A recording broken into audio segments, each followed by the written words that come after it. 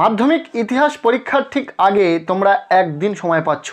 এই একদিন কোন বড় প্রশ্নগুলো দেখে যাবে। ভিডিওতে এমন কিছু প্রশ্ন বলে দেওয়া রয়েছে যে প্রশ্নগুলো যদি তোমার পড়া থাকে তাহলে আশা রাখবো এখান থেকেই পরীক্ষাতে তোমরা প্রশ্ন কমন পাবে। মাধ্যমিক ইতিহাস পরীক্ষাতে 4 ও 8 মার্কের বড় প্রশ্ন আসে। 4 মার্কের জন্য 8টি প্রশ্ন আসবে পরীক্ষাতে, যার মধ্যে থেকে তোমাদের 6টি প্রশ্নের উত্তর লিখতে হবে। আর 8 মার্কের জন্য 3টি প্রশ্ন পরীক্ষাতে আসবে, যার মধ্যে থেকে 1টি প্রশ্নের উত্তর লিখতে হবে। তো এই ভিডিওতে পরীক্ষার ঠিক আগের মুহূর্তের প্রস্তুতির জন্য এমন 10টি 4 মার্কের প্রশ্ন বলে দেব, যে 10টি প্রশ্ন ভীষণ গুরুত্বপূর্ণ, যেখান থেকে পরীক্ষাতে প্রশ্ন আসার সম্ভাবনা সবচেয়ে বেশি রয়েছে। পাশাপাশি অধ্যায় ভিত্তিক কয়েকটি করে প্রশ্ন বলে দেব এবং এই ভিডিওতে 8 মার্কের জন্য কোন প্রশ্নগুলো গুরুত্বপূর্ণ সেগুলোও বলে দেব। পরীক্ষাতে 8 নম্বরের বড় প্রশ্নের জন্য মাত্র 6টি প্রশ্ন বলে দেব। সো ভিডিওটি প্রত্যেকের জন্য ভীষণ গুরুত্বপূর্ণ হতে চলেছে। ভিডিওটি প্রথম থেকে একদম শেষ পর্যন্ত দেখবে। চলো প্রথমে আমরা দেখে নেব 4 মার্কের প্রশ্নের জন্য সেরা 10টি প্রশ্ন। ফার্স্ট প্রশ্ন, ইন্দিরা গান্ধীকে লেখা জওহরলাল নেহেরুর চিঠির গুরুত্ব। দ্বিতীয় প্রশ্ন, 19 শতকে বাংলার সমাজচিত্র হুতম পেঁচার নকশা গ্রন্থে কিভাবে প্রতিফলিত হয়েছে। ভীষণ গুরুত্বপূর্ণ একটি প্রশ্ন, খুব ভালো করে পড়বে। এরপর 3 নম্বর প্রশ্ন, 1855 খ্রিস্টাব্দে সাঁওতালরা বিদ্রোহ করেছিল কেন? এই বিদ্রোহের ফলাফল আলোচনা করো।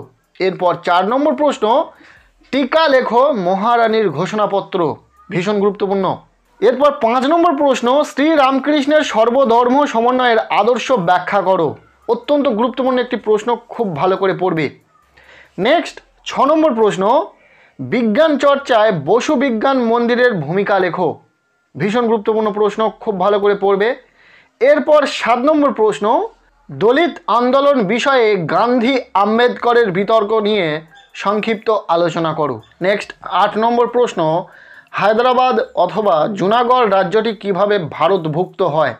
বিশেষ করে হায়দ্রাবাদ রাজ্যটি কিভাবে ভারতভুক্ত হয় এই প্রশ্নটা বিশেষভাবে পড়বে। এরপর 9 নম্বর প্রশ্ন, কি উদ্দেশ্যে সরকার ঔপনিবেশিক অরণ্য আইন প্রণয়ন করে। এরপর 10 নম্বর প্রশ্ন, 1857 খ্রিস্টাব্দের মহাবিদ্রোহের প্রতি শিক্ষিত বাঙালি সমাজের প্রতিক্রিয়া কীরূপ ছিল অথবা দৃষ্টিভঙ্গি কেমন ছিল। এই প্রশ্নটিও আসার সম্ভাবনা ভীষণভাবে রয়েছে। এই যে সেরা 10টি প্রশ্ন তোমাদেরকে বললাম 4 মার্কের প্রশ্নের জন্য, এই 10টি প্রশ্ন কিন্তু ভীষণ গুরুত্বপূর্ণ রয়েছে। 4 নম্বরের বড় প্রশ্নের জন্য প্রতিটা প্রশ্ন খুব ভালো করে পড়বে। তবে যারা খুব ভালো রেজাল্ট করতে চাইছে তাদের জন্য শুধুমাত্র তো এই 10টি প্রশ্নের মধ্যে সীমাবদ্ধ থাকলে হবে না, কেননা বিগত বছরের মাধ্যমিক ইতিহাস পরীক্ষার প্রশ্নপত্র দেখলে সেটা বুঝতে পারবে যে ইতিহাস পরীক্ষাতে প্রশ্ন ঘুরিয়ে আসার সম্ভাবনা বেশি থাকে। তার জন্য একটু বেশি সংখ্যায় প্রশ্ন তোমাদেরকে দেখে যাওয়া উচিত। তাই এই ভিডিওতে আমরা ওই সেরা 10টি প্রশ্ন তোমাদেরকে পড়তে বলবো খুব ভালো করে। পাশাপাশি প্রতিটা অধ্যায় থেকে আরও 2-1টি করে প্রশ্ন দেখে যেতে বলবো। সেই প্রশ্নগুলি দেখে নাও। প্রথম অধ্যায় থেকে 2টি প্রশ্ন গুরুত্ব সহকারে দেখে যাবে। প্রথম, নারী ইতিহাসের উপর সংক্ষিপ্ত টিকা লেখো। দ্বিতীয় প্রশ্ন, আধুনিক ইতিহাস চর্চায় উপাদান হিসাবে 70 বৎসর জীবন স্মৃতি জীবনের ঝরাপাতা বঙ্গদর্শন পত্রিকা সম্পর্কে আলোচনা করো। এরপর 3 নম্বর প্রশ্ন, ইতিহাসের উপাদান হিসাবে সরকারি নথিপত্রের গুরুত্ব ও সীমাবদ্ধতা আলোচনা করো। প্রথম অধ্যায় থেকে এই প্রশ্নগুলো একবার দেখে যাও। নেক্সট আমরা দেখে নেব দ্বিতীয় অধ্যায় থেকে 3টি প্রশ্ন।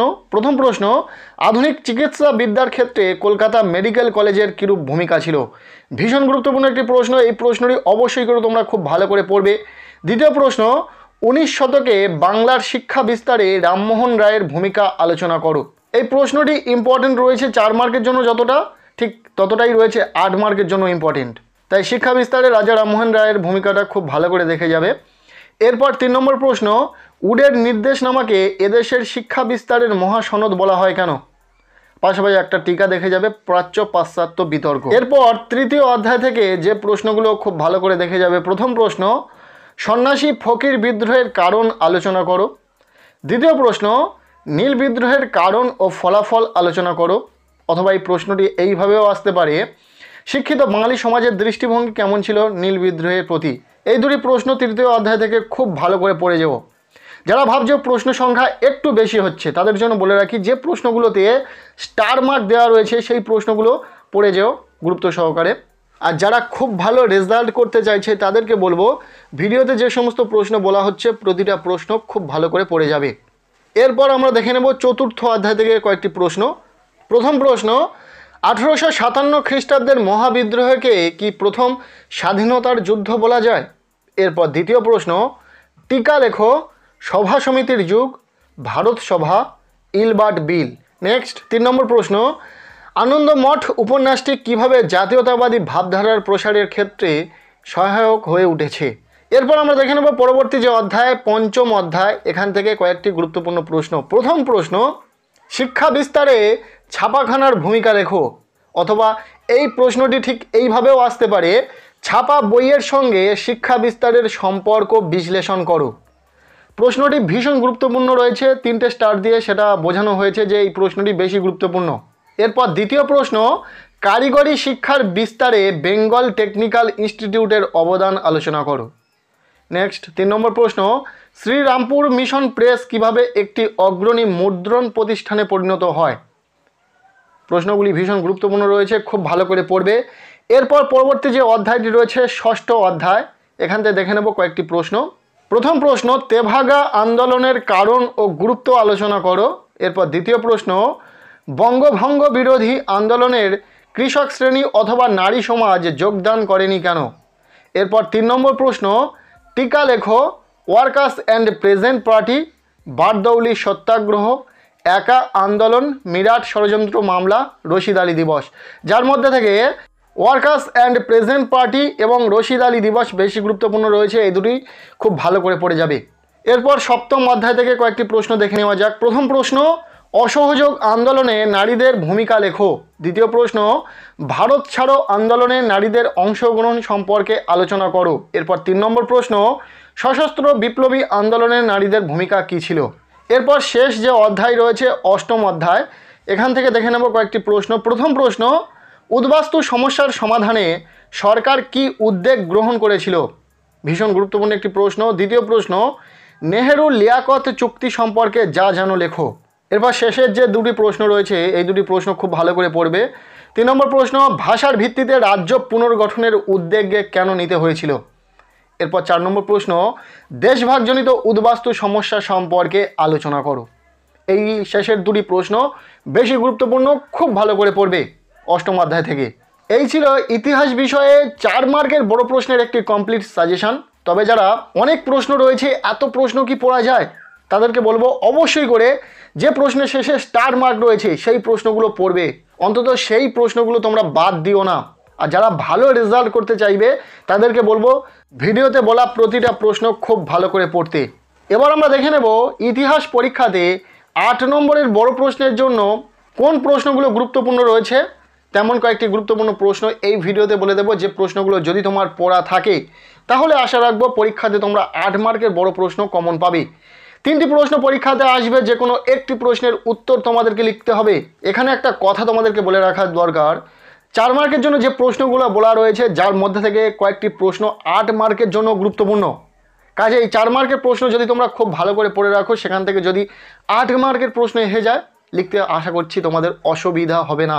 তেমনভাবেই পড়ো, কেননা দেখা গেল আমি 8 মার্কের জন্য যে প্রশ্নগুলো দিচ্ছি সেই প্রশ্নের মধ্যে কয়েকটি প্রশ্ন 4 মার্কে দিয়ে দিল, আবার 4 মার্কের জন্য যে প্রশ্নগুলো দিয়েছি সেখান থেকে 1-2টি প্রশ্ন 8 মার্কেরও দিয়ে দিল। সো এই বিষয়টা হতে পারে, এমনটা হয়, ঠিক আছে? সো বিষয়টা ক্লিয়ার। এবার আমরা দেখে নেব 8 মার্কের জন্য, যেহেতু 3টি প্রশ্ন পরীক্ষাতে আসবে তার জন্য আমরা বেশি নয় মাত্র 6টি প্রশ্ন বলে দেব।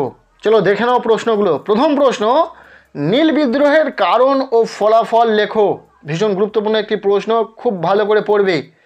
দ্বিতীয় প্রশ্ন, সশস্ত্র বিপ্লবী আন্দোলনে নারীদের ভূমিকা লেখো। এই প্রশ্নটি কিন্তু 4 মার্কের জন্য দেওয়া রয়েছে, এবং নীল বিদ্রোহ নিয়ে একটি প্রশ্ন 4 মার্কেও দেওয়া রয়েছে। কাজেই বুঝতে পারছো 4 মার্কের জন্য গুরুত্বপূর্ণ তাই 4 মার্কেও দেওয়া হয়েছে, এবং 8 মার্কের জন্য গুরুত্বপূর্ণ তাই 8 মার্কেও দেওয়া রয়েছে একই প্রশ্ন। এরপর 3 নম্বর প্রশ্ন, লেখায় ও রেখায় জাতীয়তাবাদের বিকাশ আলোচনা করো। নেক্সট 4 নম্বর প্রশ্ন, 1857 সালের মহাবিদ্রোহের চরিত্র ও প্রকৃতি আলোচনা করো।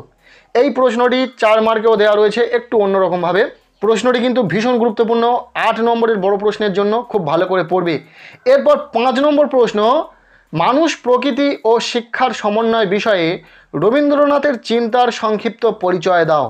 এই প্রশ্নটি অত্যন্ত গুরুত্বপূর্ণ একটি প্রশ্ন, খুব ভালো করে পড়বে। এরপর 8 নম্বরের জন্য যে লাস্ট 6 নম্বর প্রশ্নটি দেখে যাবে, বিংশ শতকের ভারতে উপনিবেশ বিরোধী আন্দোলনে বামপন্থীদের ভূমিকা আলোচনা করো।